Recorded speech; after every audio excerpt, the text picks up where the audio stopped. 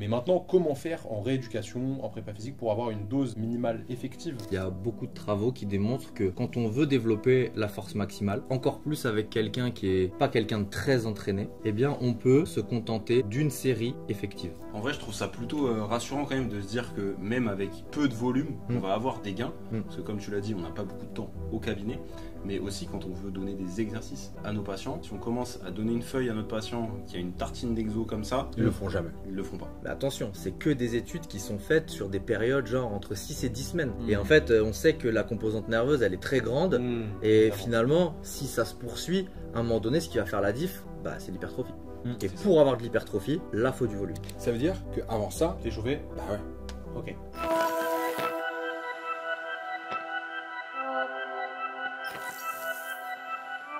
Salut les amis, bienvenue dans le Training Therapy Podcast saison 2. J'espère que vous allez bien. Aujourd'hui, je suis avec 4 mecs solides. La totale. On va tous les présenter. Simon à gauche, bravo Simon. Maxime, Lilian et JP. Lilian, est-ce que tu peux te présenter pour ceux qui ne te connaissent pas, qui t'ont jamais vu sur nos podcasts encore? Merci les gars pour l'invitation. Je suis Lilian Lacourpaille, je suis enseignant-chercheur à l'UFR STAPS de Nantes Université. Parfait, magnifique. Aujourd'hui, on va parler d'un sujet qui est très important pour les kinés, pour les prépas physiques. C'est comment faire un entraînement efficient. Tu vois, donc efficace, mais en un minimum de temps.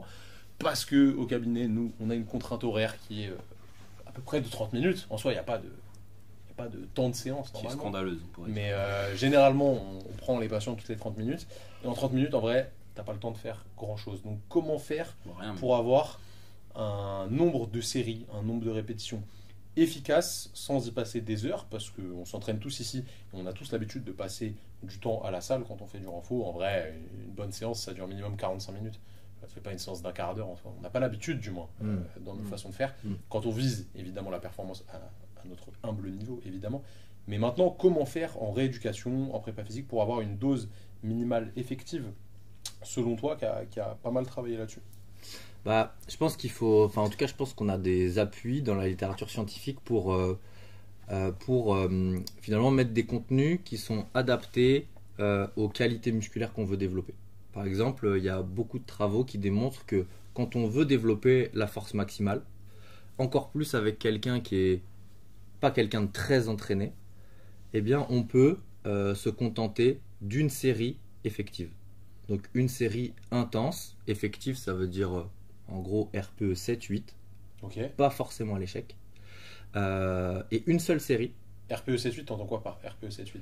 RPE 7-8, ça veut dire que on est à aller, par exemple, si on travaille à 6 RM, Ok. une charge qu'on est capable de soulever 6 fois, bah, on va être à peu près à 4 reps sur 6. Ok, donc pour toi, tu corrèles le RPE au RIR, aux répétitions en réserve ou pas? Ouais, je le corrèle, mais par exemple, c'est-à-dire que genre si tu dois faire 20 reps, si tu travailles à 20 reps, bah, ton RPE 7-8, ça va représenter peut-être 4-5 reps, tu vois. Ok.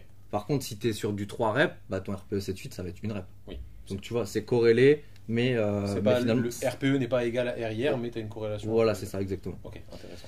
Et donc pour la force, bah, effectivement, il y a des travaux qui montrent, JP, je pense que tu peux en parler parce que tu as mené une étude là-dessus, bah, une fois par semaine, une série intense, bah, c'est suffisant pour générer des gains de force max. Et il y a même des travaux qui montrent que c'est suffisant et même aussi efficace que faire 3 séries ou 5 séries. Chez des gens non entraînés. Chez des gens non entraînés, mais aussi chez des gens de niveau intermédiaire, pas des élites. Ça, c'est terrible pour JP. mais- Ça veut dire quoi niveau Chez intermédiaire? des gens non entraînés, ça marche mieux. Ouais, ouais. Ça veut pas dire que ça marche pas chez les gens entraînés. Ou ces gens entraînés s'entraînent mal. Ou les gens entraînés s'entraînent mal, mais en fait, Non, mais ou ne s'entraîne pas spécifiquement sur oui, ce voilà. pattern-là. C'est plutôt ça. C'est pas dire que tu t'entraînes pas de manière générale. exactement, c'est exactement ça. Parce qu'en fait, quand tu fais du renforcement, enfin, dans la littérature, comment sont faites les études? En gros, tu vas prendre un muscle donné ou une fonction donnée chez des gens qui font quelque chose de global. En fait, un mec qui a comme sport le renfort des ischios, ça n'existe pas. Enfin, j'espère, vous nous direz. Mais enfin, Jean-Michel Ischio. le mec, Jean-Michel il veut faire Armstrong. que ça. Donc en fait, on dit non entraîné pour cette fonction spécifique de manière intense, quoi. Ok. Par exemple, typiquement les footballeurs ou les rugbyman, tu les entraînes sur les ischios, bah oui, en effet, ils ne sont pas entraînés parce que tu vas leur donner une surcharge sur cette fonction-là à ce moment-là. Ok. Donc c'est entraîné on va dire, au renforcement musculaire, salle de muscu. Parce qu'au final, quand tu fais du sprint, bah, tu entraînes tes ischios. Mais on va dire entraîner notamment à développer de la force à vitesse lente. Donc, en salle de muscu, c'est beaucoup ce que tu fais. À charge élevée et à vitesse lente, à l'inverse de à charge peu élevée, même si la charge est très élevée en vrai sur un sprint, mais Ouais. ou avec vitesse élevée. Ouais, c'est ça, exactement. Ok, donc par rapport à ce que tu viens de dire, on pourrait dire que les footballeurs, ça va être efficace sur eux, alors que les rugbyman, par contre, ça va être moins efficace une seule série, pour le coup, parce que je pense qu'ils s'entraînent un peu plus à la Parce salle. qu'ils font beaucoup plus de Ouais, renforcement, ils mettent plus typiquement, lourd, quoi. classiquement. Donc, Ouais. ça c'est un truc discriminant à demander à notre patient. Du coup, est-ce que tu as l'habitude de faire du renforcement musculaire? Et avec ça, on va pouvoir. Est-ce que tu fais les jambes aussi? Parce qu'il y a beaucoup de gens qui font Ouais. que les pecs. Mais avec ça, on va pouvoir aussi savoir. Tu fais que les jambes. Non, que les biceps. Mais ça se voit pas. On va aussi savoir comment est-ce qu'on va donner nos exercices. Et en vrai, je trouve ça plutôt rassurant quand même de se dire que même avec peu de volume, on va avoir des gains. Parce que comme tu l'as dit, on n'a pas beaucoup de temps au cabinet. Mais aussi quand on veut donner des exercices à nos patients, si on commence à donner une feuille à notre patient qui a une tartine d'exo comme ça, Ils le feront jamais. ils le feront pas. Ah ouais. Donc je trouve ça quand même assez... Bah, moi je trouve que c'est cool, et puis en plus, mais par contre, c'est un peu antinomique avec. Enfin, en tout cas, c'est très éloigné de la culture sportive no pain, no gain, tu vois. On est tous dans cet état d'esprit-là, tu t'entraînes, si c'est pas dur, si ta séance elle est pas dure, t'as l'impression de pas avoir bossé. Et en fait, il faut déconstruire un peu ça pour dire que bah, pour certaines qualités, en tout cas, c'est pas la peine de se foutre en l'air, c'est pas la peine d'aller à l'échec à chaque fois, c'est pas la peine de faire forcément des gros volumes. Et vraiment, faut regarder dans la littérature, mais même sur des gens qui ont de l'expérience en muscu, ça fait 2-3 ans, qui s'entraînent 2-3 fois par semaine, et ben ces travaux-là, ces résultats-là, ils sont observés. Une série efficace, intense, génère autant d'adaptations que 3 ou 5. sur le mouvement ultra spécifique. Sur un mouvement donné. Ok. Sur un mouvement donné. Après, ce qui n'est pas évalué, c'est l'endurance de force max, par Bien exemple. sûr. La capacité à répéter ses Donc, efforts, Là, on parle de force max, on est force d'accord. max. Un RM sur une charge. Force maximale chez Sur des mouvement. gens pas entraînés ou intermédiairement entraînés. Mm.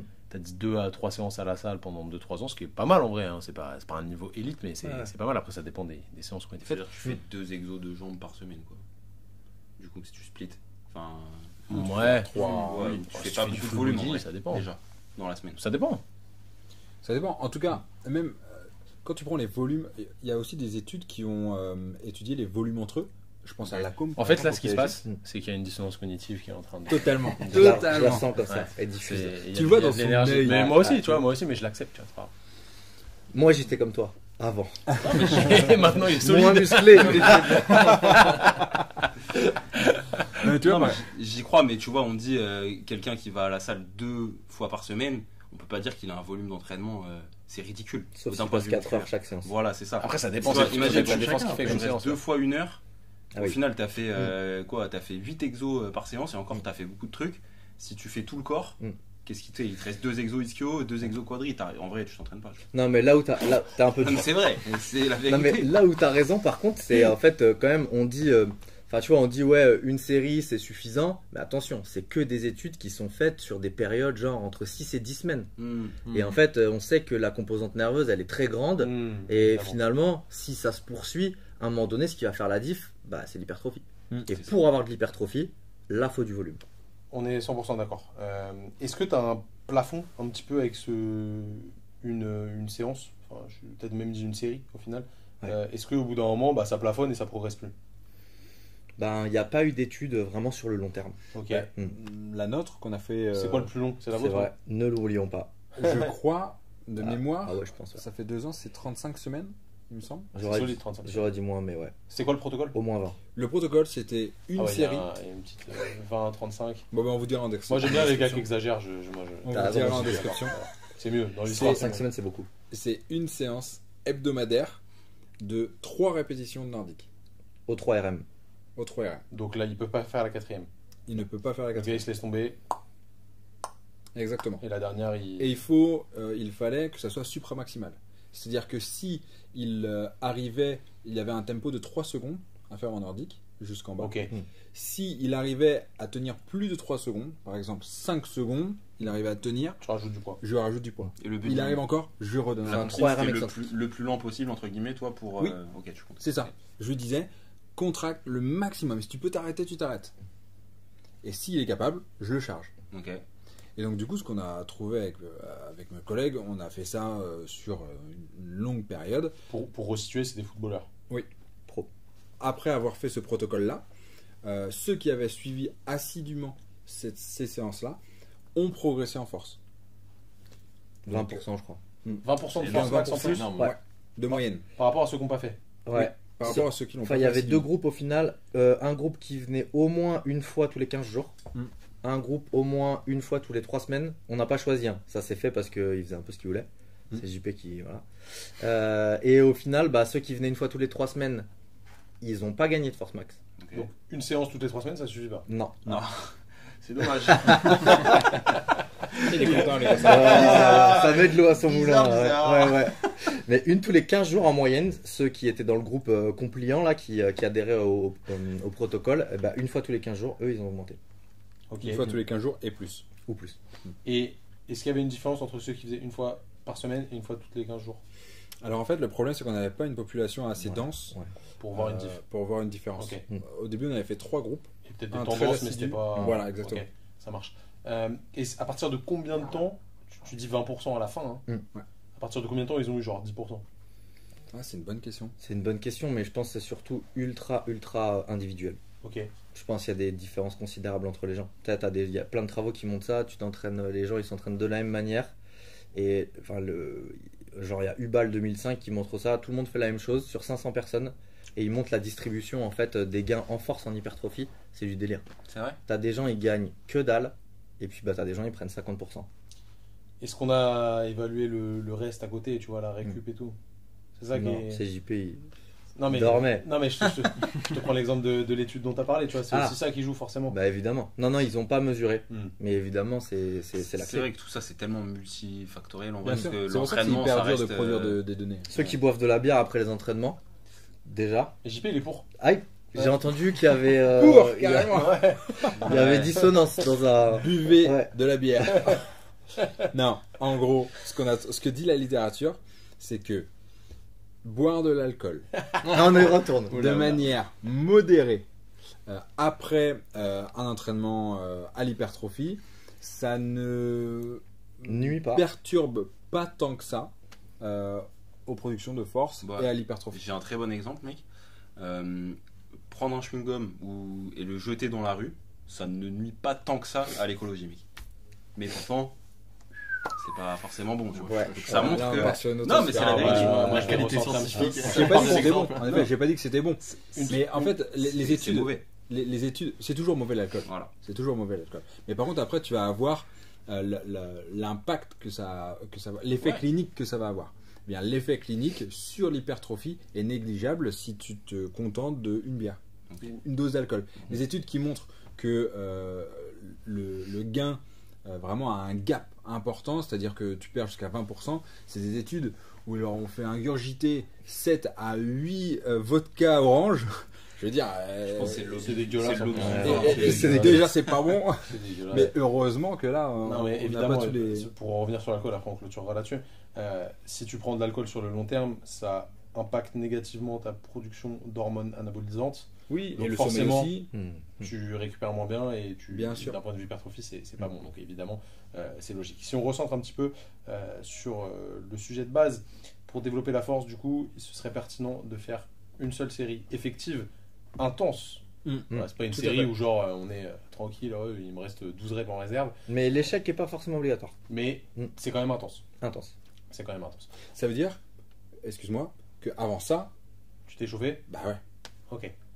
Combien de séries d'échauffement? il faut que tu sois capable de faire une série intense à 7-8 RPE Ouais, 7-8. Ok. Donc c'est-à-dire que si t'es pas capable de la faire avant, bah en fait, Faut que tu t'es montes encore dans progressivement l'échauffement. là-dessus. quoi. Ok, ça marche. Du coup, ça c'est bien, c'est pour les tubes de dentifrice plein. Moi j'appelle ça un patient lambda sédentaire inactif. C'est un tube de dentifrice plein.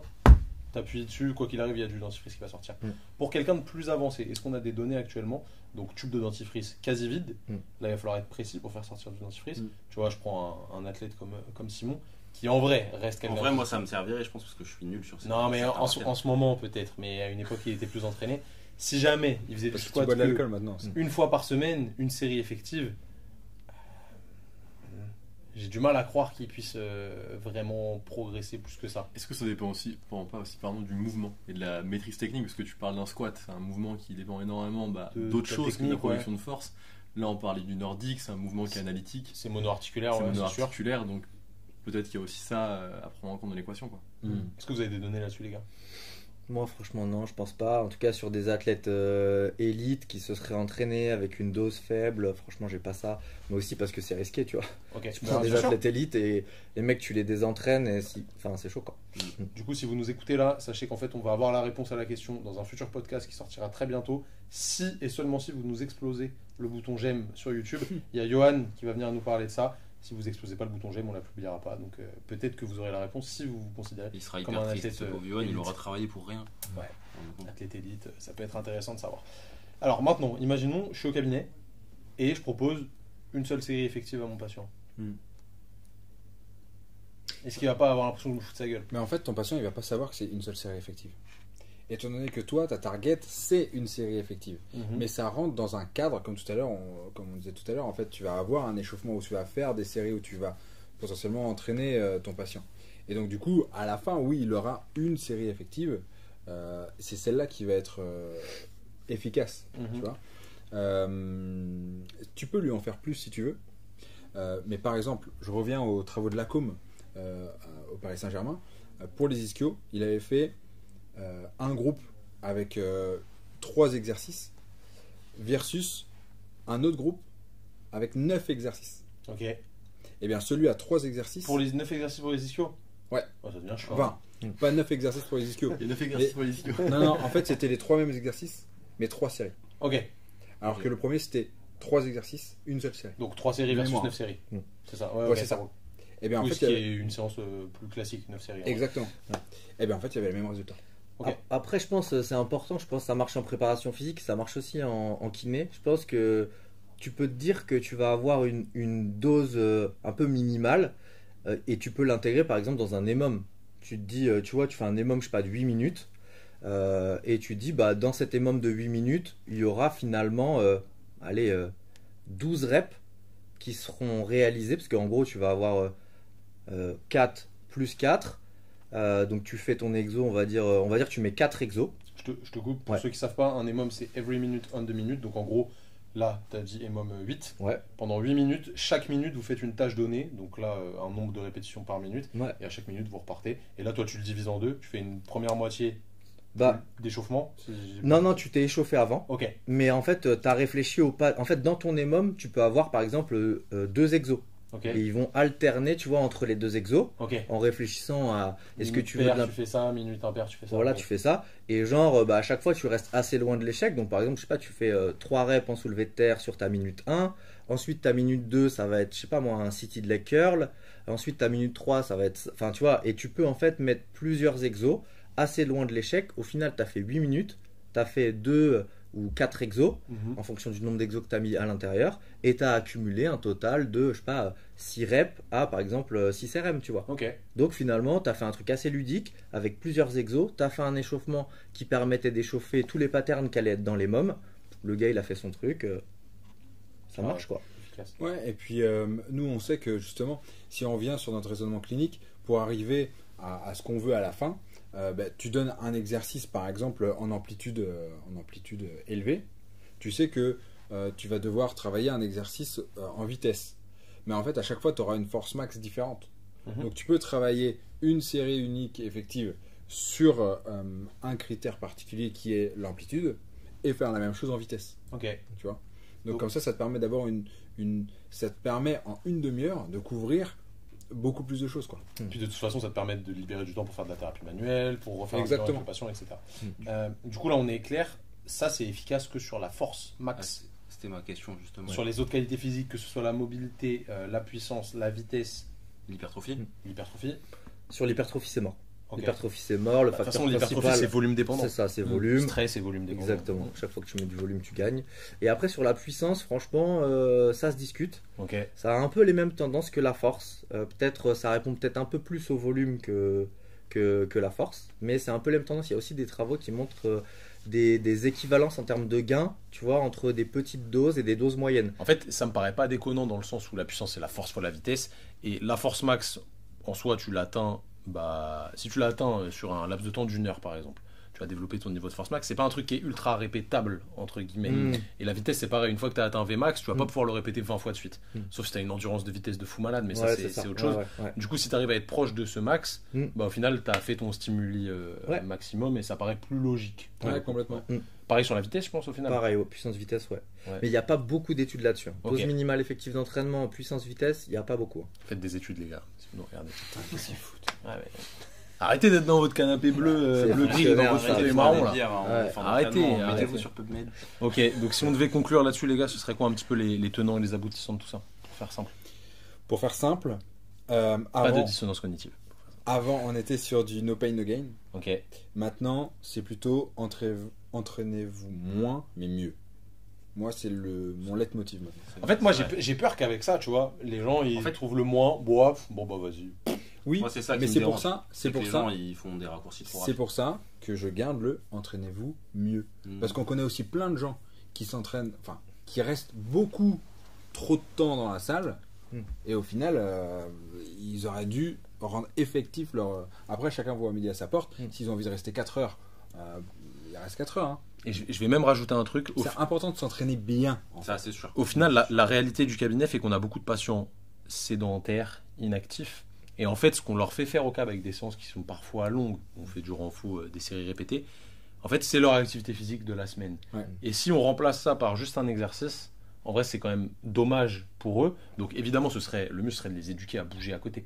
Mais je pense qu'on a un rôle de santé quand même primordial là-dedans. Là, je parle pas d'athlètes, je parle de patients sédentaires inactifs. C'est complètement contexte dépendant. Bien sûr. Donc en vrai, si tu arrives à les éduquer pour qu'ils bougent à côté, qu'ils aillent faire du vélo, qu'ils aillent marcher, bref, peu importe ce que tu veux, et que toi, au cabinet, bah, tu fais ta série unique, etc., ok.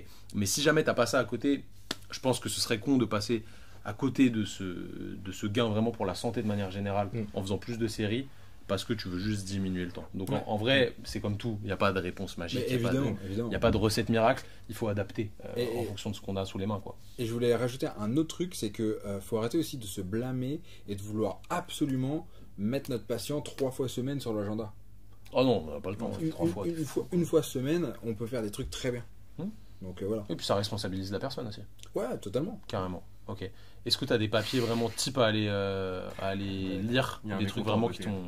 Bah franchement, sur tous ces aspects-là, moi je recommande de lire les travaux de Schoenfeld, de Brad Schoenfeld. Je pense que quand tu lis ces travaux, c'est une vision quand même assez exhaustive de comment tu peux optimiser ton entraînement. Pour faire simple, vous regardez le livre Hypertrophie chez Fort Trainer, il est pas mal. Je trouve que c'est un peu... Il y a pas mal de... Moi j'appelle ça de branlette intellectuelle là-dedans, je vais pas mentir. Je trouve que des fois c'est un peu trop poussé pour je vois ce que tu conclure sur pas grand-chose. Ouais. On a vite compris ce qui se passait, mais... Au final, on a donné pas mal de clés là. Si vous voulez développer votre force, votre vitesse, l'intensité prime, si on peut résumer quelque chose là-dessus. Et pour l'hypertrophie, là, il n'y a pas de raccourci. Il faut faire du volume avec du stress mécanique, évidemment, et du stress métabolique. Et ça, c'est la base pour moi. On a fait le tour, les gars. Ouais.